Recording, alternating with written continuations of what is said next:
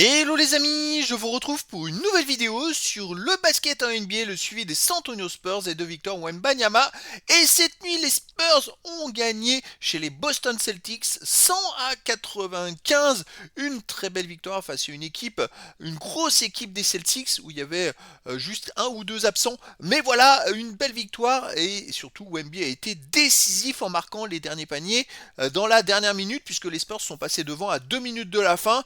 Donc c'est une victoire, je dirais, importante pour la suite de la saison qui affiche les ambitions des Spurs et pourquoi pas se battre pour le titre cette saison. Ça va être énorme. Alors Wemby, bon, il a peut-être été décisif dans cette rencontre, mais il a des stats un peu plus petites que d'habitude. 21 points, 6 rebonds, une passe, 3 contre, mais il est énormément présent, surtout en défense. En fait, il fait changer le jeu des adversaires puisque tout simplement, personne en face n'osait attaquer le panier et ils ont passé leur temps à tirer à 3 points. Les Celtics, on va le voir un peu plus loin dans les statistiques puisqu'on va revenir sur les stats des deux équipes et des joueurs. On verra les stats de Wemby en détail sur ce match avec ses meilleurs perfs. On verra le classement des Spurs dans la conférence Ouest. On verra les stats de Wemby dans l'histoire de la NBA, dans l'histoire des San Antonio Spurs et on terminera par le calendrier, le prochain match des San Antonio Spurs en NBA. Alors une belle victoire.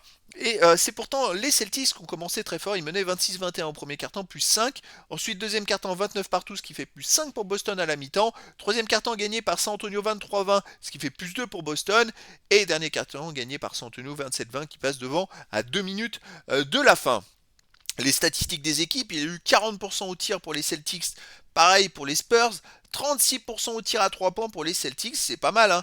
22% pour les Spurs seulement, et oui, et pourtant ils ont pu gagner le match en ayant une moins bonne adresse à 3 points, 75% au lancer franc, en fait les Celtics n'ont quasiment pas eu de lancer franc, ils ont tiré 4 lancers francs dans le match, j'ai rarement vu un si faible total de lancers francs, les Spurs c'est 14 sur 20, mais après les autres stats, on va aller voir qu'est-ce qui a pu faire la différence, 53 rebonds à 52 pour les Spurs, les passes décisives 22 partout, c'est toujours équilibré, les interceptions 5 partout, les comptes 5 à 4 pour les Celtics, tout est équilibré, les ballons perdus 13 pour les Spurs, non, 10 pour les Celtics et 8 pour les Spurs, donc 2 ballons perdus de moins pour les Spurs, mais au final, je dirais que l'adresse à 2 points a été plus importante côté des Spurs. Alors à 3 points, ils ont été moins performants, mais les deux équipes ont tiré autant de fois à 3 points. Vous voyez la différence, c'est que les Celtics en ont marqué 6 de plus, donc ça fait quand même tout simplement pas mal de points en plus qu'il a fallu récompenser, je pense, côté Spurs, par des pertes de balles un peu moindres, ce qui fait que ça se joue de justesse. Enfin, le match il tient à pas grand chose, faut reconnaître. Côté des statistiques des joueurs, pour les Spurs, on a 21 points pour De'Aaron Fox, 9 sur 16 au tir, 9 rebonds, 6 passes, très complet. Julien Champagny, encore 12 points et 13 rebonds, Julien Champagny. Bon, par contre, à 3 points, 2 sur 8, hein, même De'Aaron Fox, 1 sur 6 à 3 points, ils n'ont pas été très bons. Stephen Castle, 9,5 passes, mais 3 sur 16 au tir, il n'a pas été à droite du tout, 1 sur 7 à 3 points. Harrison Barnes, 6 points seulement à 2 sur 8 au tir, les 4 ont, à part De'Aaron Fox, à 2 points qui a été très performant parce qu'il fait quand même 8 sur 10, et ben les 4 joueurs n'ont pas été très bons à 3 points, c'est une catastrophe. Ils ont fait quand même 5 sur 26 à 3 points, à eux 4. C'est pas terrible. Ensuite, Luc Cornet fait 2 points et 7 rebonds, 5 points et 7 rebonds, pardon. Sortie de banc, ceux qui ont fait la différence, donc c'est Keldon Johnson avec 18 points, 10 rebonds, encore 3 rebonds offensifs, et il fait que 2 sur 7 à 3 points, par contre 6 sur 13 au tir. Et Wemby, 21 points, 6 rebonds, seulement 6 rebonds, 8 sur 17 au tir.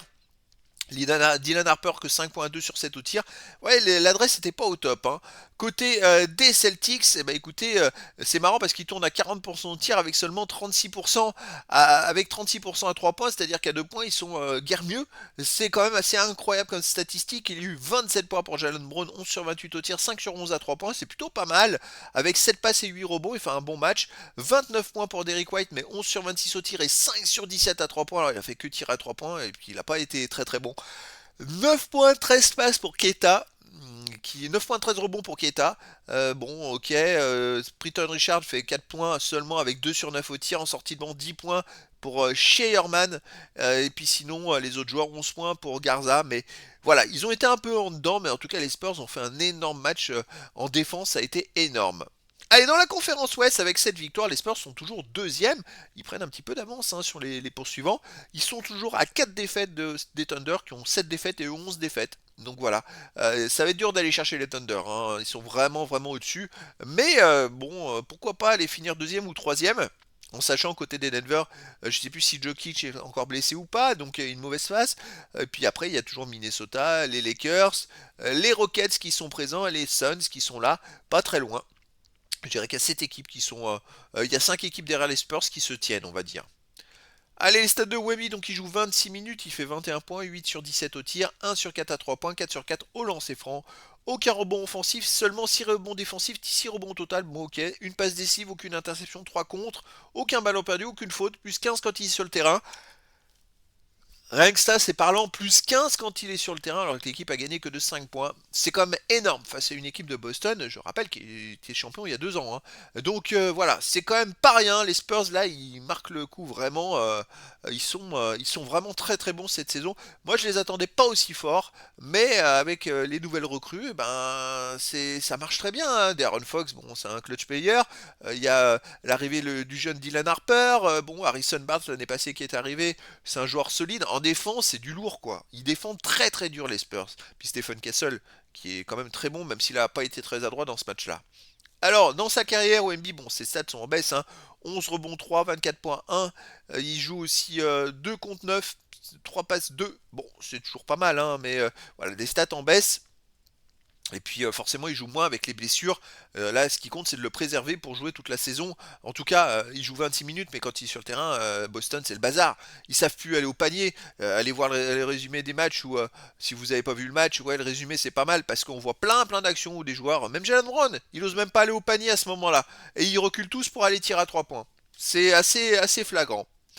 Alors les stats dans l'histoire de la NBA pour Wemby, à 20 ans, 21 ans, 22 ans, bon bah c'est arrêté puisqu'il est dans son année de 22 ans, il a pas trop gagné de place, bon il a pas eu beaucoup de stats là, il a gagné une place dans les points, il est 92e, sinon 5 places dans les matchs, mais bon là il est 427e, il est très très loin dans les matchs. Dans les minutes, il gagne 3 passes, 267e.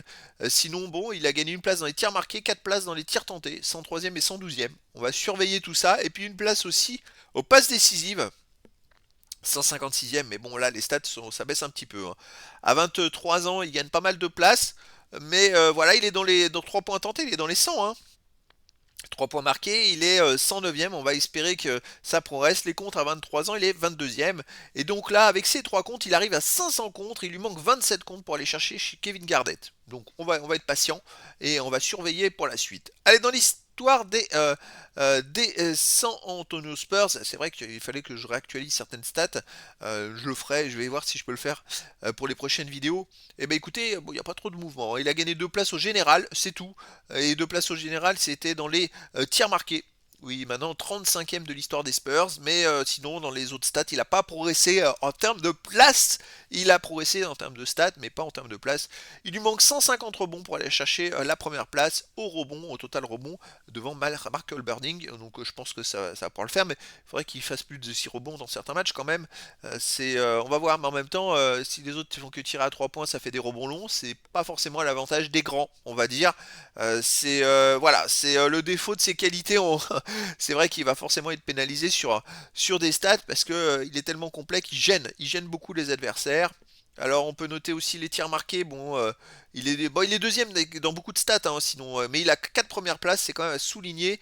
Et je regardais les lancers francs marqués, les troisièmes, il en manque 248. Ça va être compliqué, il faudrait qu'il en tire un peu plus. Là, il y a eu 4 sur 4 dans ce match-là, mais on va voir pour la suite. Allez, prochaine rencontre, les amis, ce sera le 12 janvier, donc demain à 1h du matin, heure française, et les Spurs continuent leur road trip à l'extérieur. Ils vont jouer chez les Minnesota Timberwolves de Rudy Gobert. Donc et Anthony Edwards, ça va être un bon test puisque Timberwolves, ils sont toujours très bien classés, ils sont 25 victoires, 14 défaites et à domicile 14-6. Les Spurs c'est 27 victoires, 11 défaites et à l'extérieur 13-6. Donc c'est à peu près les mêmes statistiques pour les deux équipes, avantage au général pour les Spurs, mais un super duel à venir. Voilà les amis, je vous dis à très bientôt pour une nouvelle vidéo.